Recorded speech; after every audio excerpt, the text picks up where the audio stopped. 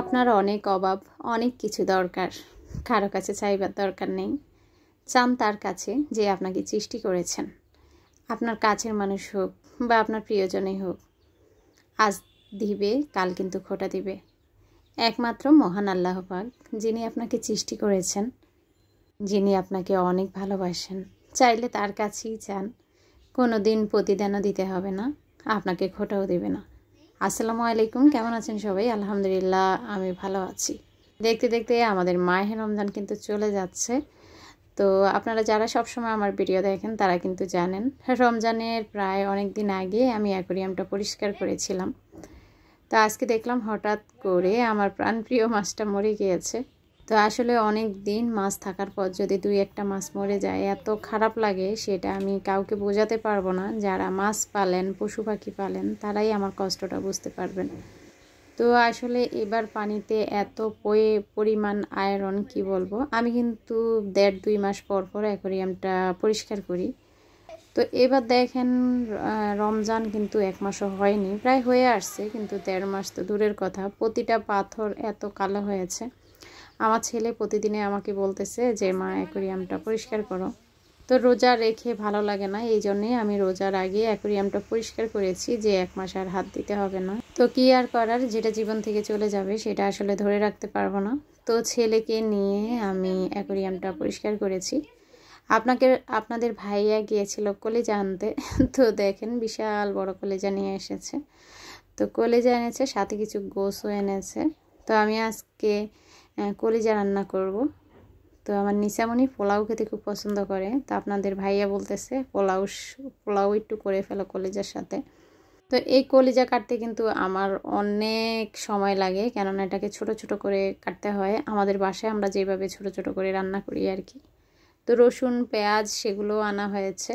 বলতে গেলে ঈদের প্রস্তুতি শুরু হয়ে গিয়েছে।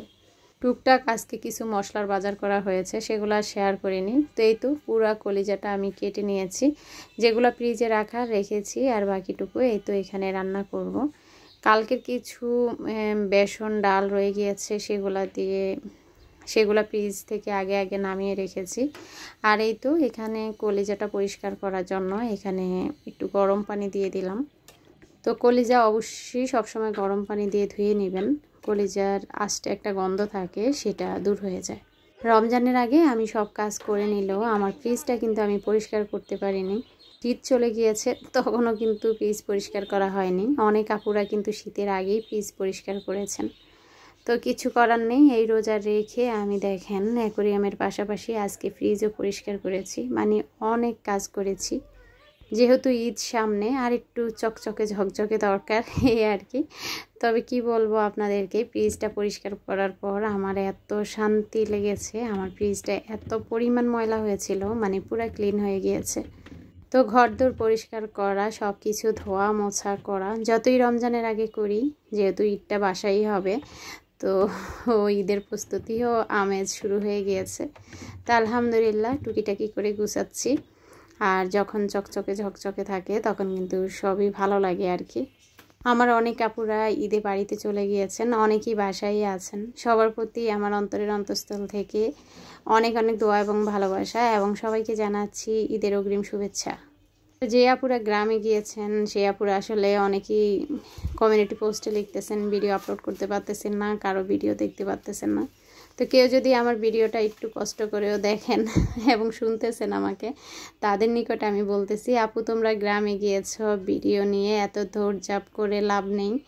মনের মতো সুখে শান্তিতে বেড়াও, কারো ভিডিও দেখতে হবে না। অন্তত আমারটা তোমরা বন্ধ রাখো, কোনো সমস্যা নেই। ঈদের আনন্দ শেষ করেই তারপর ভিডিও দেখো। আমার মেয়েরা দেখেন মেহেদি জমাতে জমাতে কতগুলা জমে আছে। তো এই তো ফ্রিজ পরিষ্কার করা হয়েছে। আর সন্ধ্যায় কিন্তু আমাদের ছোট্ট দুজন মেহমান দাওয়াত দিয়েছি। একজন হয়েছে কোরআনে হাফেজ, কোরআনের পাখি। তো সাথে ওর বোন, মানে আমার নেহামনির বান্ধবী আসবে আর কি বাসায়। তো ভাই বোন এসেছে, তাদের জন্য ছোটোখাটো আয়োজন করেছি। আর এই তো আমরা এখানে এসেছি কেন তাও বলতেছি। জীবনে সারপ্রাইজড হয়েছি, এত বড় সারপ্রাইজড হয়নি। এই যে আপনাদেরকে একটু ভিডিও করে দেখাচ্ছি, একটা গাড়ি এসেছে। এই গাড়ি আমার জীবনের বড় একটা সারপ্রাইজ দিয়েছে আমাকে। তো সেটা আপনাদের সাথে আমি বলবো, শেয়ারও করব। আপনাদের ভাইয়া আমাকে ফোন দিয়ে বলল নিচে আসো। তো আমরা দেখেন মা মেয়ে সবাই নিচে এসেছি। আর এই যে কালো যে গাড়িটা সেটাই আমাকে সারপ্রাইজ দিয়েছে। সেটা হচ্ছে আমার ছোট যে বোন জামাই, সে ইতালিতে থাকে। 5 বছর পর সে সবাইকে সারপ্রাইজ দিয়ে আমাদের কাছে চলে এসেছে। তো বিশ্বাস করেন আপনারা, এত বড় সারপ্রাইজটা আমি জীবনেও হয়নি। তো ওর ইচ্ছা ছিল আসলে একদম কাউকে না বলে আমার বাসার সামনে এসে আমাকে নক দিবে।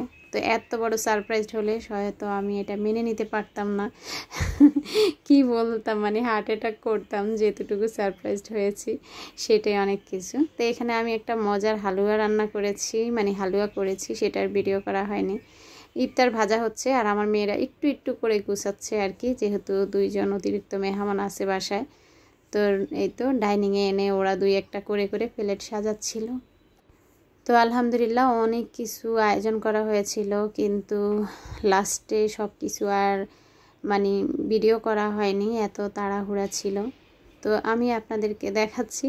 এখানে এই তো ফ্রিজে মানে তরমুজটা কেটে রেখেছি, সব কিছু গুছিয়ে আমরা ইফতার করে ফেলেছি। সব কিছু যেহেতু ভিডিও করা হয়নি, তো সেটার কোত্থেকে আমি আপনাদেরকে দেখাবো। তারপর দেখেন যেহেতু ছোট ছোট মেহমান এসেছে, তো নিয়াজের ফ্রেন্ডের সাথে খেলতেছে, আর আমার বড় মেয়ে তার ফ্রেন্ড সহকারে মেহেদি দিচ্ছে। তো মাশাল্লাহ মা আমনিটা খুব সুন্দর মেহেদি দিতে পারে। তো আমার 2 মেয়েকেও মেহেদি পরিয়ে দিয়েছে আর কি। যদিও আমাদের নিসামণি খুব সুন্দর মেহেদি পরাতে পারে। তো যেহেতু বড় আপু বাসায় এসেছে, ওর হাতে মেহেদি পরে নিচ্ছে আর কি।